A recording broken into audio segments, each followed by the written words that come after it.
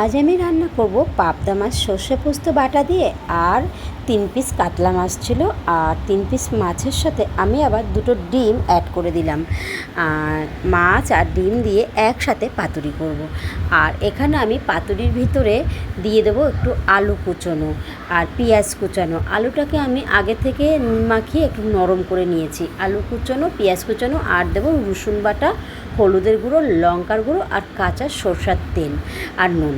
তা যাই হোক বন্ধুরা, আমি আগে একটু পাতার ভেতরে তেল মাখিয়ে নেব, তা না হয় না মাছটা ভালো করে উল্টাবে না।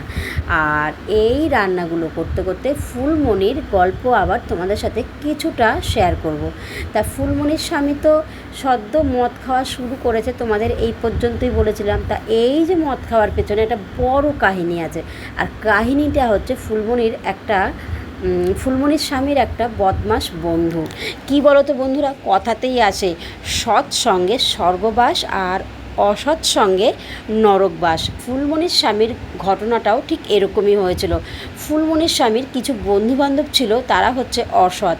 হ্যাঁ, তোমরা হয়তো বলবে যে নিজে ভালো যদি থাকি তাহলে আমাকে কে খারাপ করবে, কিন্তু এটা সম্পূর্ণ ভুল কথা। সেটা ফুলমণির স্বামীকে দেখলেই বোঝা যায়। কি বলো তো, ওর বরের যে বন্ধুগুলো ছিল তারা বড্ড বদমাশ ছিল। ওরা কী করতো, নিজেরা ভালো থাকতো আর ওকে না এরকম। আসলে ফুলমণির স্বামী একটু বোকা ছিল। বোকা না থাকলে কেউ নিজের জীবনটা এইভাবে শেষ করে না। তা বন্ধুরা কী করতো, বিশেষ করে একটা বন্ধু তো বিশেষ করে খুবই বদমাশ ছিল। সেই বন্ধুটা তো ওর সর্বস্ব শেষ করে দিয়েছে, ব্যবসা থেকে শুরু করে।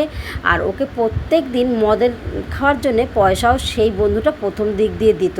তারপর তো ফুলমণির কাছ থেকে ঝগড়া অশান্তি করে নিত। প্রথম দিক দিয়ে সবাই মদ খাইয়েছে, পয়সা দিয়েছে, সব করেছে, কিন্তু শেষের দিকে যখন একদম মাতাল হয়ে গেল তখন কিন্তু সবাই হাল ছেড়ে দিয়ে পালিয়ে গেল। তা যাই হোক, আর যখন ফুলমণির স্বামী একেবারে বদ্ধ মাতাল হয়ে গেল, তখন কিন্তু ফুলমণির দিশা না পেয়ে তখন ফুলমণিকে নিজেকেই কাজে নামতে হয়েছিল। তা ফুলমণি কাজ না করলে ফুলমণি খাবে কি বলো? ফুলমণিকে খাওয়ানোর তার শ্বশুরবাড়িতে কেউ ছিল না।